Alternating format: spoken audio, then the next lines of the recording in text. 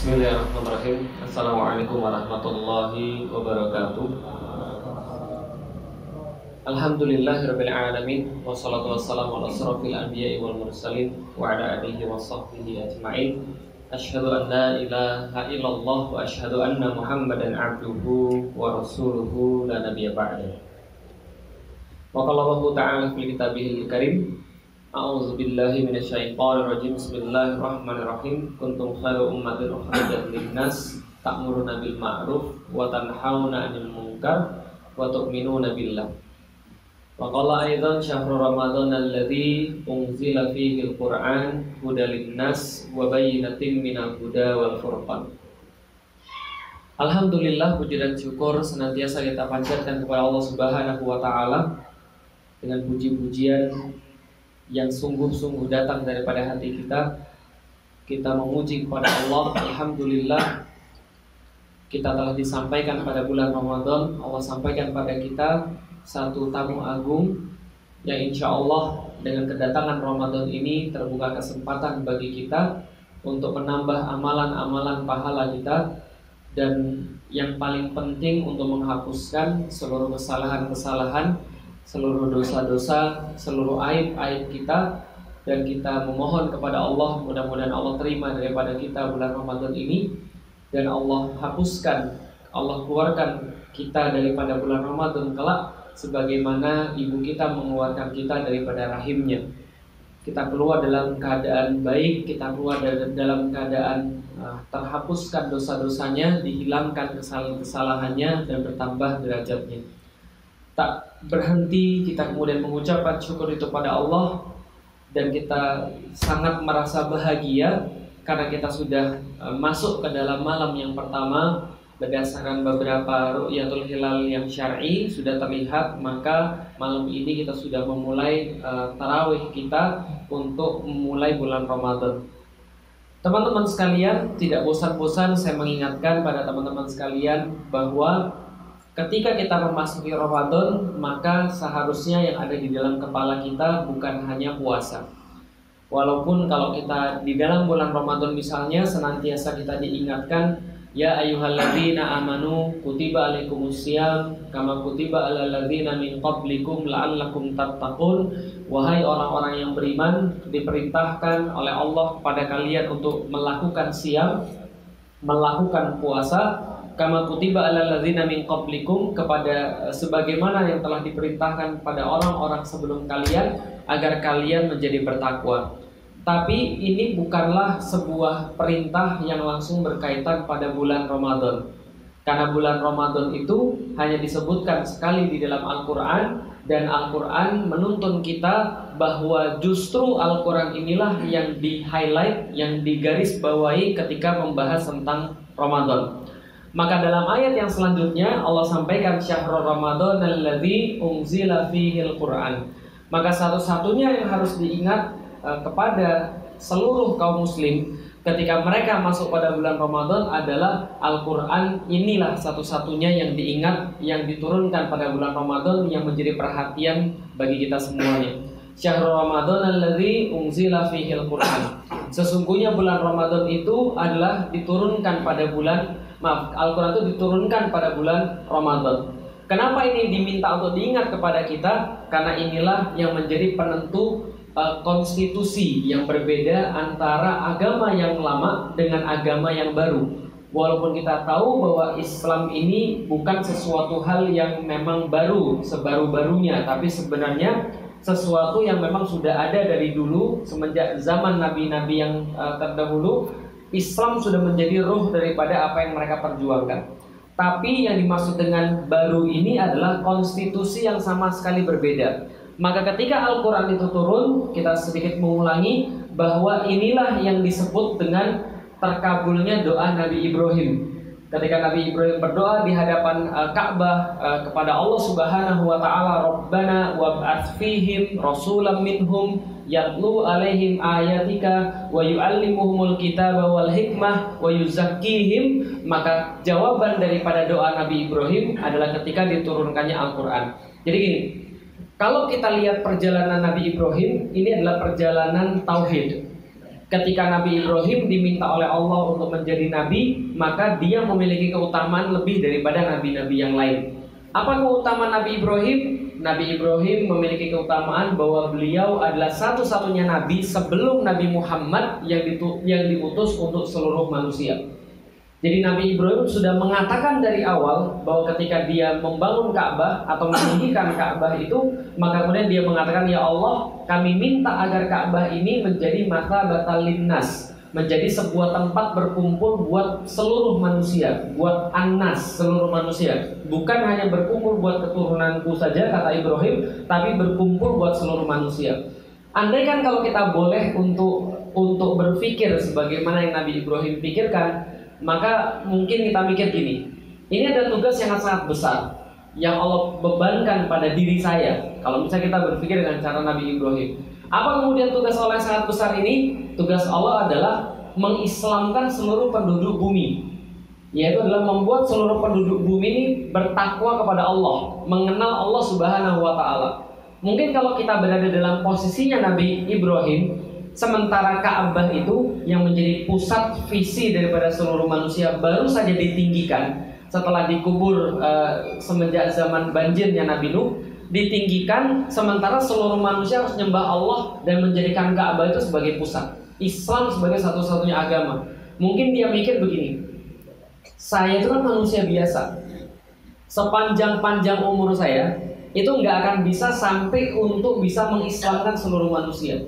Maka karena itulah Ibrahim berdoa kepada Allah, Rabbana wab'ats fihim. Ya Allah, saya tahu saya nggak akan bisa untuk merealisasikan apa yang diminta pada saya, maka utuslah ya Allah, Rabbana wab'ats fihim. Ya Allah, utus kepada mereka semuanya, yaitu manusia yang dibebankan kepada saya itu, Rasulam minhum, yaitu adalah Rasul yang meneruskan kerja saya, Rasul yang meneruskan visi dan misi saya. Yatlu alaihim ayatik, yang kemudian tugasnya ada 4 misinya, membacakan ayat-ayatmu kepada mereka, wa yu'allimuhumul kitab, mengajarkan pada mereka perkara yang halal dan yang haram, wal hikmah, dan perkara hikmah, wa yuzakkihim, dan juga mensucikan mereka semuanya. Karena aku tidak akan mampu untuk melakukan ini sementara aku masih manusia.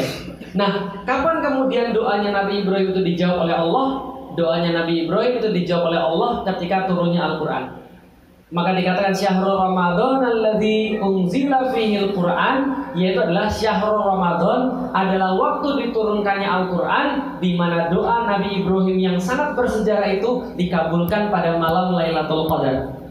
Ketika Nabi Ibrahim berdoa pada Allah, ya Allah, turunkan kepada manusia yang menjadi tugasku ini, karena aku tidak akan bisa menyelesaikan semuanya, Rasul di antara kalangan manusia itu sendiri, keturunanku sekitar Ka'bah yang kelak akan melanjutkan visi dan misiku. Itulah kemudian Allah turunkan ketika bulan Ramadan, ketika Lailatul Qadar, diturunkan Al-Quran menjadi konstitusi yang baru kepada Nabi yang kemudian melanjutkan visi dan misinya Nabi Ibrahim untuk mengislamkan seluruh manusia. Itu pentingnya bulan Ramadan. Kenapa itu kemudian saya sampaikan? Kalau kita ingat Ramadan adalah puasa, maka kemungkinan besar kita pasti terbebani. Kemungkinan besar kita akan merasa ya Ramadan lagi. Kayaknya kemarin baru Ramadan, gitu kan ya? Ramadan tiba-tiba Ramadan, kan itu kan ya? Kita merasa ini ada beban. Kenapa? Kita merasa harus mengurangi makan, kita harus mengurangi istirahat, kita harus kemudian mengurangi kenikmatan yang bisa kita dapat di bulan Ramadan. Kalau kita pikirannya Ramadan bulan puasa. Tapi kalau seandainya kita pikir bahwa Ramadan bulan Quran, ini beda ceritanya. Sama kayak anak-anak. Anak-anak itu kalau disuruh main itu nggak akan ingat makan. Anak-anak itu kalau disuruh main nggak akan ingat yang lain. Kenapa? Karena dia melakukan sesuatu yang dia sukai. Maka seolah-olah kalau ada orang yang kemudian tahu tentang hebatnya bulan Ramadan, di mana doa Nabi Ibrahim itu diijabah oleh Allah, diturunkannya Al-Quran, dia sibuk dengan Al-Quran sampai-sampai dia lupa makan. Harusnya mentalnya seperti itu. Jadi kita sibuk dengan Al-Quran sampai-sampai kita lupa makan. Kita sibuk dengan Al-Quran sampai-sampai kita lupa bahwa kita tuh lagi tarawih. Kenapa? Menyimak bacaan Al-Quran, menikmati bacaan Al-Quran, menikmati suguhan daripada Allah Subhanahu wa Ta'ala berupa diturunkannya Al-Quran. Kenapa Al-Quran kemudian sangat istimewa diturunkan pada bulan Ramadan? Allah jelaskan kemudian dalam ayat yang selanjutnya. Syahrul Ramadan alladzi unzila fihil Qur'an. Syahrul Ramadan adalah bulan di mana diturunkannya Al-Qur'an, hudan linnas, yang akan menjadi petunjuk buat seluruh manusia. Yang tadinya tidak mampu semuanya diemban oleh Nabi Ibrahim yang menjadi nabi buat seluruh manusia. Seterusnya Allah mengutus keturunan Ibrahim bukan untuk seluruh manusia, hanya untuk Bani Israel. Maka kemudian Allah turunkan Nabi Muhammad membawa Al-Quran hudan linnas. Maka dengan Al-Quran ini misi Ibrahim bisa diselesaikan. Maka dengan Al-Quran ini misi Nabi Muhammad itu bisa diemban oleh orang-orang seterusnya. Hudan linnas, yang menjadi petunjuk bagi setiap manusia. Wa bayyinatin minal huda, dan juga bagian penjelas daripada petunjuk itu sendiri. Maksudnya seperti apa? Nabi-nabi yang lain gak ada yang punya keistimewaan seperti Nabi Muhammad SAW. Nabi Muhammad punya banyak sekali keistimewaan. Salah satunya adalah beliau diturunkan Al-Quran, di mana Al-Quran itu tidak hanya berfungsi sebagai huda linnas, tapi wa bayyinatin minal huda. Dia tidak hanya berfungsi sebagai petunjuk, tapi penjelas daripada petunjuk itu. Maksudnya seperti apa? Nabi-nabi yang lain, dia membawa huda, dia membawa petunjuk, dia membawa risalah, dia membawa sesuatu yang harus disampaikan pada umat manusia, tapi penjelasnya bukan itu. Penjelas daripada para nabi, bayan daripada para nabi disebut juga dengan mukjizat, senantiasa terpisah dengan petunjuknya. Nabi Musa ketika dipanggil oleh Allah ke Bukit Tua, ketika itu kemudian Allah manggil Musa, Musa sini, ini yang harus kamu sampaikan. La ilaha illa ana, gitu kan ya, tidak ada Tuhan selain aku, maka sembahlah aku dan dirikanlah sholat untuk mengingatku. Itu adalah pesan yang disampaikan oleh Allah Subhanahu wa taala kepada Musa. Diturunkan Taurat kepada Musa, tapi penjelasnya bukan itu. Penjelasnya Allah tanyakan, Musa, apa di dalam tangan kananmu Musa? Oh, ini tongkat ya Allah. Saya gunakan ini untuk mengembalakan domba. Saya gunakan itu kemudian keperluan-keperluan yang lain untuk saya berdiri juga ya Allah. Maka Allah katakan, lempar tongkatmu Musa. Ketika dilempar jadi kemudian ular. Ketika diambil jadi tongkat lagi. Ini penjelasnya Nabi Musa. Jadi ketika dia mengatakan bahwa saya Rasulullah, maka orang nanya, apa buktinya kalau kamu Rasulullah? Apa penjelasan yang sudah diberikan pada kamu? Apa bayan yang sudah diberikan pada kamu? Maka dia bilang, lihat nih, saya punya tongkat. Ketika kemudian Injil diberikan pada Nabi Isa, maka itu adalah petunjuk bagi orang-orang yang mendapatkan risalah itu, Bani Israel. Ditanya, apa yang kemudian Allah suruh kepada kami? Lihat di dalam Injil. Dibacakan pada mereka Injil, mereka tahu maunya Allah pada mereka. Tapi ketika ditanya pada Isa, apa penjelasmu? Maka dia bilang, ambil burung, pisahkan kemana-mana, dipanggil burung, balik lagi jadi satu, dihidupkan orang yang mati, kemudian disembuhkan orang lepra, kusta, buta dalam sekali sentuhan. Itu penjelas dia. Setiap nabi-nabi punya risalah, punya petunjuk buat kaumnya sendiri. Dan ketika dia punya petunjuk dengan untuk kaumnya sendiri, maka penjelas itu atau mukjizat itu dipisahkan daripada petunjuknya. Maka setiap nabi yang lain yang datang berikutnya bisa membawa penjelasan yang lain. Tapi Nabi Muhammad tidak. Nabi Muhammad membawa petunjuk kepada manusia, berikut penjelas ada di dalam petunjuk yang sama, di-embed. Semuanya dijadiin satu. Untuk apa? Karena setelah Nabi Muhammad nggak ada lagi nabi yang lain. Nggak ada lagi nabi yang melanjutkan. La nabiyya ba'di, berarti tidak ada lagi yang bawa petunjuk. Dan tidak ada lagi yang bawa penjelas. Berarti petunjuk yang terakhir itu harus punya penjelas sendiri. Maka mukjizat di situ Allah gabungkan dengan petunjuk.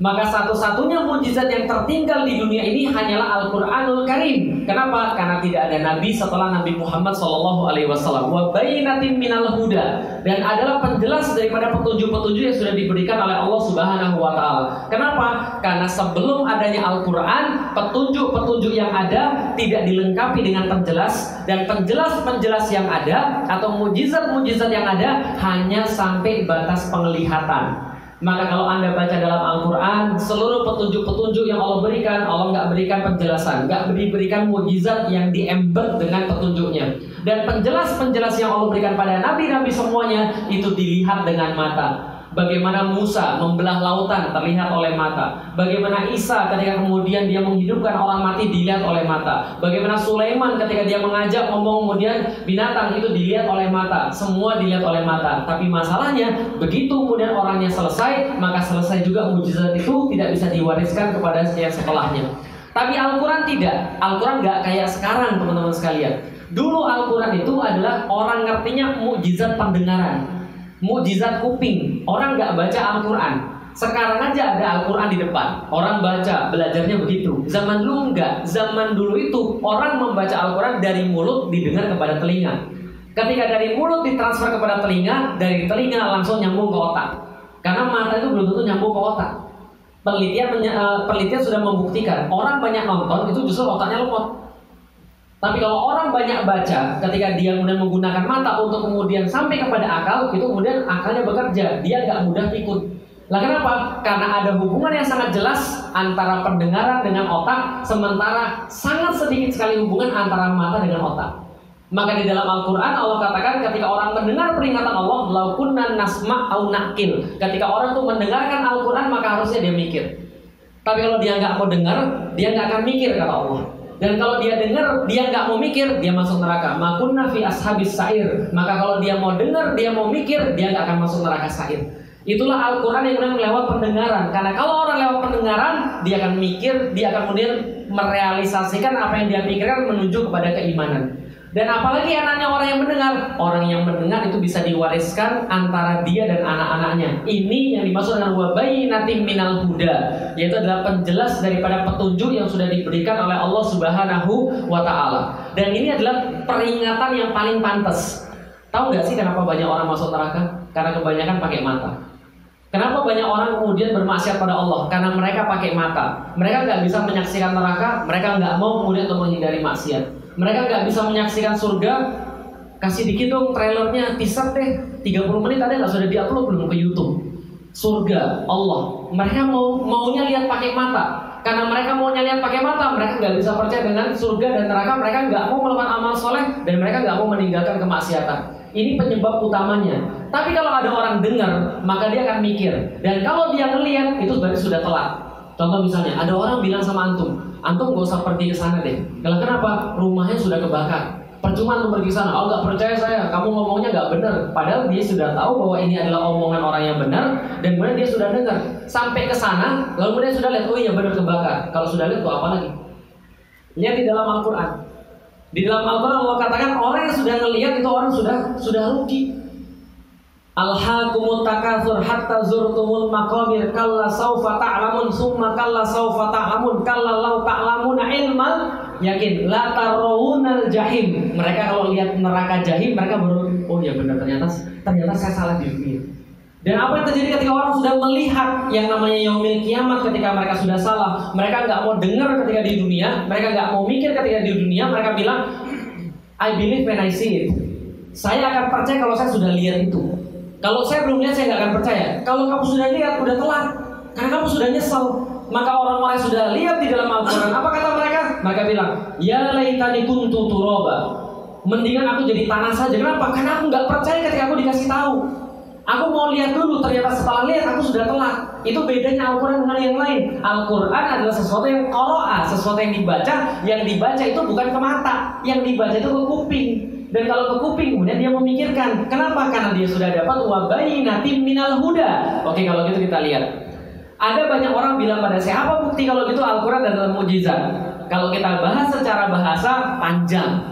Kalau kita bahas secara gramatika, panjang banget. Dan ulama itu nggak selesai-selesai sampai sekarang membahas tentang ijazul Quran, tentang bagaimana mukjizat Al-Quran secara makna bahasa. Nggak habis-habis. Tapi kalaupun teman-teman nggak mau bahas tentang yang namanya bahasa, ada satu hal yang bisa dijadikan patokan bahwa Al-Quran itu pasti benar.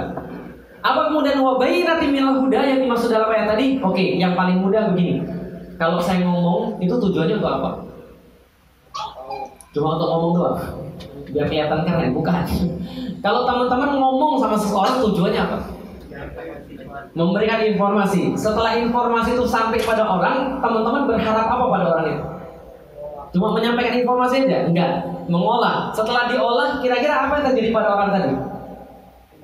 Tindakan, berubah. Betul begitu? Contoh misalnya, ada orang yang wudunya salah. Teman-teman bilang, Mas, wudu itu bukan begitu, harusnya begini. Itu informasi kan ya? Informasi komunikasi itu menyampaikan informasi yang kita berharap ketika informasi sampai pada orang-orang berubah. Berarti tujuan daripada komunikasi adalah mengubah orang, bukan hanya menyampaikan informasi. Jelas sampai di sini? Jadi kalau antum berkomunikasi sama orang, itu pasti antum pengen ada sesuatu yang dia lakukan setelah antum kasih tahu dia. Komunikasi itu tujuannya untuk mengubah orang. Oke, coba kalau gitu coba kita lihat. Kalau ada orang ngomong, tujuannya untuk mengubah orang. Kalau ada orang nulis, tujuannya untuk apa? Tujuannya orang nulis itu apa? Mengubah orang juga, betul kan ya? Karena nulis, ngomong adalah bentuk daripada komunikasi. Oke, kalau gitu coba lihat. Pertanyaannya sederhana. Buku apa yang paling banyak mengubah orang? Novel Harry Potter, Al-Quran. Ada penelitian di dunia mengatakan begini. Buku yang paling banyak mengubah orang adalah bukunya Homer, judulnya Iliad, yang berisi tentang bagaimana dewa-dewi Yunani. Tapi sebenarnya itu bukan mengubah orang, itu menginformasikan pada orang sehingga orang bikin kemudian dewa-dewa yang sekarang sudah ditinggalkan dan gak diingat. Tapi sejarah membuktikan teman-teman sekalian, Anda boleh berdebat apapun, tapi Anda gak akan bisa debat satu fakta ini. Apa fakta yang gak bisa didebat? Peradaban yang paling cepat berubah, ya, peradaban yang paling cepat berubah di dunia ini dan gak ada yang pernah nyaingin adalah peradabannya orang Arab ketika dapat Islam. Itu sudah fakta yang gak mungkin bisa didebat. Bayangkan, sekarang Al-Quran sudah turun berapa lama berarti? Sekarang 1440, berarti Al-Quran turun 12 tahun sebelum itu. Berarti sekitar 1452 tahun yang lalu, kira-kira begitulah. Nah, turun sama lagi nih. Ketika Al-Quran turun, berapa lama yang diperlukan oleh orang Arab ketika mendapatkan Al-Quran untuk mengubah dunia? Gak sampai 30 tahun. Berubah itu seluruh dunia sama orang-orang muslim, gak sampai 30 tahun. Sebutkan pada saya peradaban apa yang 30 tahun dari nol sampai kemudian jadi pemimpin dunia. Gak ada sama sekali. Dengan kata lain, perubahan paling radikal, perubahan paling ekstrim, perubahan paling esensial, perubahan paling holistik, apapun lah antum mau kasih namanya, itu adalah perubahan yang dilakukan oleh umat muslim. Pertanyaannya bukan apa yang berubah pada orang muslim setelah turun Al-Quran, tapi pertanyaannya adalah apa yang tidak berubah pada orang-orang Arab muslim ketika sudah turun Al-Quran. Semuanya berubah. Cara dagang berubah. Cara berpakaian berubah. Cara beristri berubah. Nah, makanya istri 4 itu sudah bagus. Karena harus lihat dulunya 40-an lebih terus dikurangi jadi 4, paham sekalian. Jadi pandangannya begitu. Allahu Akbar, Masya Allah. Nah, itu Pak perlu dijelaskan sama yang atas itu Pak Budi ya. Nah ini adalah kemudian perubahan yang terjadi, gitu kan ya. Pernikahan berubah. Lalu kemudian bagaimana interaksi dalam pernikahan, berubah atau tidak? Berubah. Beragama berubah atau tidak? Berubah. Berkeluarga berubah atau tidak? Perang bahkan berubah. Karena kenapa? Sudah turun Islam. Artinya kalau saya tanya, komunikasi mana yang paling efektif? Al-Quran. Paham gak itu saya? Jadi nggak ada satupun guru, nggak ada satupun penulis yang bisa mengubah satu kemudian peradaban sebagaimana Al-Quran mengubah manusia. Nah, itulah yang menjadi kemudian kenapa Allah kata syahrul Ramadan alladzi unzila fihil Quran huda linnas wa bainatin minal huda yang terakhir wal furqan. Kalau Anda sudah benar-benar menjadikan Al-Quran sebagai petunjuk, Allah sudah kemudian ridho sama Anda ketika Anda menjadikan Al-Quran sebagai petunjuk. Anda sadar betul bahwa ini adalah sesuatu yang bukan hanya benar, tapi keren, dahsyat karena dia punya petunjuk dan penjelas di tempat yang sama. Maka Al-Quran akan menjadikan furqan bagi Anda. Mudah bagi Anda untuk membedakan yang mana yang benar dan yang mana yang salah. Bagaimana untuk mengambil jalan yang ini atau yang ini, yang ini yang itu. Kenapa? Al-Quran sudah berfungsi sebagai furqan bagi Anda. Ini yang dimaksud dengan kenapa orang-orang di bulan Ramadan seharusnya bersibuk dengan Al-Quran bukan yang lain. Karena gini, kalau Al-Quran sudah mengubah seluruh manusia, banyak manusia 30 tahun nyelesain permasalahan orang-orang Arab jadi kemudian paling tinggi di dunia. Pertanyaannya, yang kita mikir saat ini adalah kira-kira apa yang Al-Quran bakal ubah pada diri kita pada bulan Ramadan ini. Masa batu banget kita nggak bisa diubah oleh Al-Quran? Al-Quran tuh ubah orang-orang Arab loh. Dan ketika Allah kemudian menurunkan Al-Quran, Allah katakan huwallazi ba'atsa fil ummiyina rasulan minhum yatlu alaihim ayatihi wa yuzakkihim wa yu'allimuhumul kitaba wal hikmah wa in kanu min qablu lafi dhalalim mubin. Maka Allah katakan kami nurunin Al-Quran pada Muhammad menjawab doanya Nabi Ibrahim untuk 4 hal yang Nabi Ibrahim doakan, yaitu membacakan ayat-ayat Allah pada manusia, lalu menjelaskan yang mana halal dan yang haram, memberikan pada mereka kemudian penyucian diri dan hikmah yang diberikan pada mereka. Wa in kanu min qablu lafi dhalalim mubin. Padahal mereka itu dulu sesat-sesatnya makhluk. Paham maksudnya? Jadi kalau sesak-sesaknya makhluk aja bisa diubah oleh Al-Quran. Pertanyaan, sebatu apa Anda nggak bisa diubah dengan Al-Quran?